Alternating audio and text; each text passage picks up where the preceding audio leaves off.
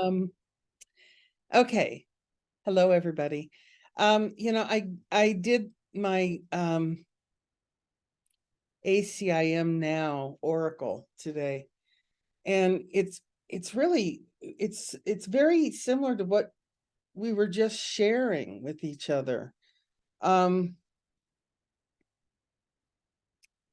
mean, it's workbook lesson 217, and it's one of the reviews of I am not a body, I'm free, for I am still as God created me. But that's not the point. The point is, it can be but my gratitude I earn. And it's this remembrance of purpose. It can be but my gratitude I earn. It then goes on to say, who should give thanks for my salvation but myself? I'm going to put it in my own words here. Who should I thank for my salvation but me? Because this whole thing with the Course in Miracles is learning how to love and trust myself. And you learn it by, doing exactly what you were talking about, going out and ignoring purpose and doing whatever it is you do. And then you realize it's in form. Usually it's doing something in form. And you come back and go, what was that all about? Well, I'd forgotten my purpose. Does it really apply to my purpose? And it's not to beat ourselves up with. And I just say, woo-hoo, you caught yourself. And you're returning the TV because that's not it. Yeah, it's beautiful. I mean, because that's how we get there, is just by, whenever we say something or do something, we go, that didn't feel right. It's because I want to see myself eternally in salvation land. And I know the way to get there, but I keep forgetting. And then I do something or say something, and then it brings me back. And it kind of, so again, who should I give thanks for my salvation but myself? And how but through salvation can I find the self to whom my thanks are due? Me, you. There's no one else to thank for you seeing your purpose but you. And it's like, oh my God, that's huge. I mean, this is about trusting ourselves, learning to love ourselves, and that's all it is. That's all A Course in Miracles is. So with that being said, I want to, yeah, okay. So I'm going to digress just a little from A Course in Miracles and go to the other key book that was my purpose in awakening, that assisted me greatly, and that was The Power of Now. And I'm going to use again this analogy that I have been using. So we are just very familiar with seeing everything through perception, through our senses: eyes, hearing, taste, touch, sound. That's our perceptual world. And then we make an interpretation and we slap a story on it, and that's the way we live our lives. What I'm talking about is, let's go to the opposite side, the complete opposite side, and just accept the truth of who we are is love. Period. That's our purpose, is to just love. So in the power of now, in this moment of now, and this goes back to what Daphne was talking about last time. In this moment of now, we have a rolling conversation that's going through our heads, okay? Thoughts. Oh, I owe the water bill. I don't have money for it. How am I going to get the money for it? Or I want to move, or I want a relationship, or whatever the conversation is. It's a thought stream that runs through our heads. And it's based on us seeing the horizontal world as real. Remember that nothing real can be threatened? Nothing real can be threatened. Well, we live life like this horizontal plane is real. But all it is we've taken in some information based on our senses and attached a story to it, and then we run with it. It's just the way the mind works. It's just the way the mind works. But we have to train it to see it as all love. And the way we train it, and this goes into nothing unreal exists. It's the world of form does not exist except the stories that we bring to it. If we didn't bring our stories to it, it would be nothing. It would be nothing. Which is exactly what the power of now is. If you can see in this moment right now, do you have a thought stream going on? Great. Then work with it. Get rid of it. Holy Spirit, help me see it differently. And you're doing this in order to get rid of all these ongoing thought streams that take us away from our purpose. Our purpose is to be in this moment of now and not see it as a point. It's everything. Without a conversation, without a thought stream. And that's what we're opening up to. And herein, this results in the peace of God. Get rid of the thought stream. And in this moment of now, what happens, it's everything and nothing. And who cares? I'm just happy. But it starts with seeing the thought stream, which is our purpose.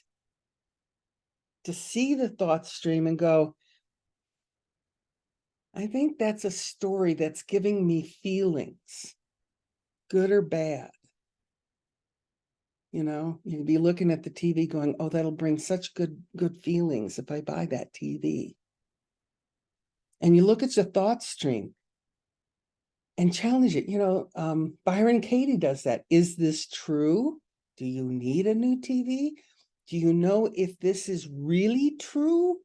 It's challenge that moment of thought, no matter if it's good or bad.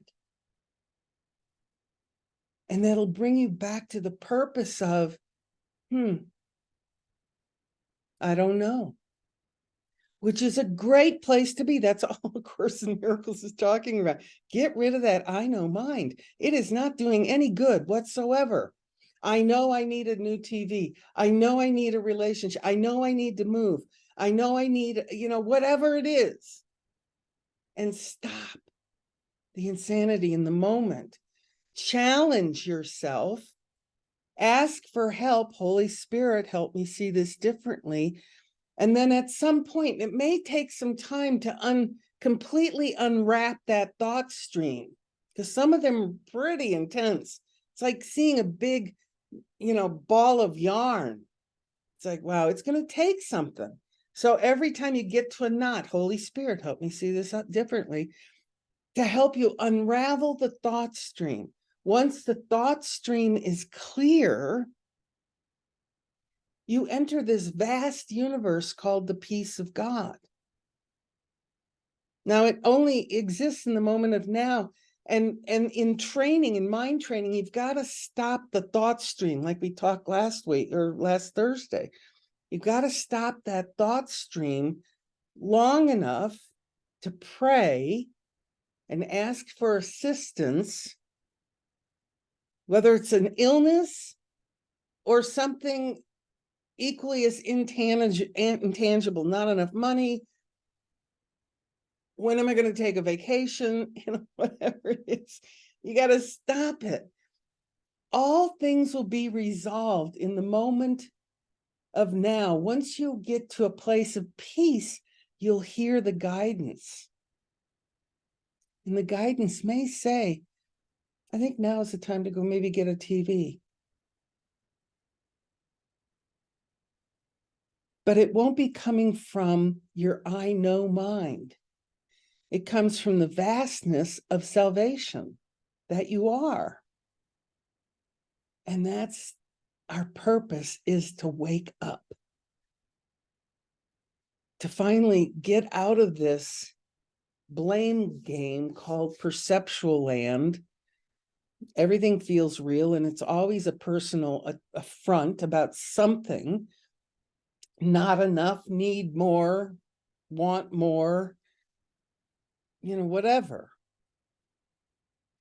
But once you get in and you can really stop the thought stream, that really is the game changer. If you can see your thoughts, then you have a chance of fulfilling on your purpose. Now, I have worked with some people, and I have been very clear when I see that they can't even see they have thoughts. I tell them I can't help them. Because until you see your thoughts, you're doomed to play out whatever suffering you're going to play out. But if you can see those thoughts, then you have a chance. It's like, oh, right. Nothing real can be threatened. Why am I feeling threatened in this moment? I don't have enough money for the electric bill. I need to put gas in the car. My dog's dying. My child is out drinking on the streets, whatever. And you stop that thought, because that's not real. It's a story in thought land. And then once we get to that point, it's Holy Spirit, help me see this differently. This is not the truth. This is some version that I'm telling myself, and it won't be helpful. It'll never be helpful. And then that moves us into seeing everything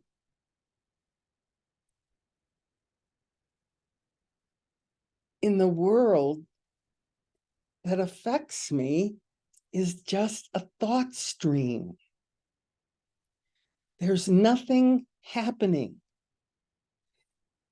And as Eckhart, I remember in The Power of Now, so beautifully put it, it's kind of like, we're focused on this moment of now, and we have all these conversations, yada, yada, yada, yada, yada, yada, yada, and yada, yada. And that's what we're focusing on. But once you ask for help in disappearing them, and it may take a little bit of work, and you may have to pray more than once, they disappear. And when they disappear, you enter into this vast, unconscious, eternal state of being that no one knows exists until they mind train. And then once you get in good with the groove of mind training, it gets so simple, because the thought streams will come. They will come. But at least where I'm at right now, I don't give them much time. I'm down to, I don't get one thought away from God. So a thought stream comes through. Man, that's it. Nope, nope, nope, nope, nope. Not going there. Can't make me.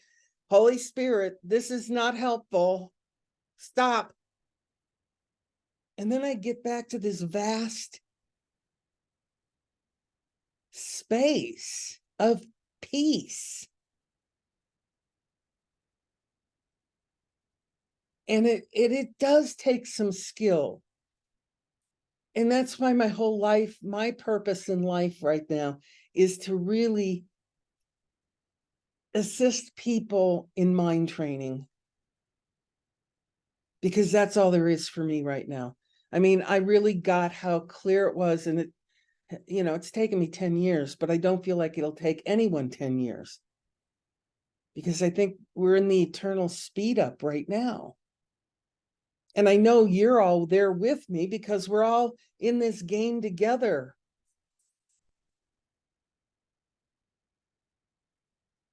And so I thank you for reflecting to me the benefits of mind training. She's not on the Zoom today, but last Thursday in our sharing portion, one of us shared about she has a relationship with her daughter. And I knew her before she had that relationship with her daughter. In her mind, there was no hope of having a relationship with her daughter. And now she's up spending Christmas with her daughter, and they're actually having a good time together. That's what's available from doing the mind training, And nothing real can be threatened except if I have a thought based on perception. I attach a story with it, and then I'm off and running into bad neighborhoods. Whereas if I can catch that thought in that moment, Holy Spirit, help me see this thought different. This is not a helpful thought. And then I come over here. Oh, right. Nothing's happening. Nothing unreal exists.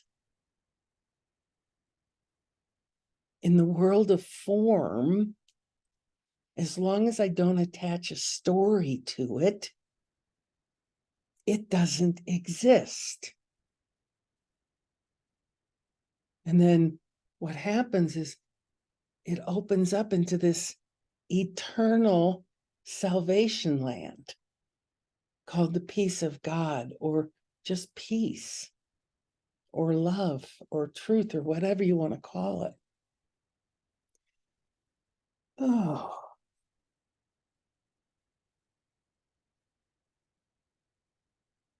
Yeah, I think that's all I have to say about it for right now. And we'll just say goodbye to all YouTubers. Goodbye, YouTubers.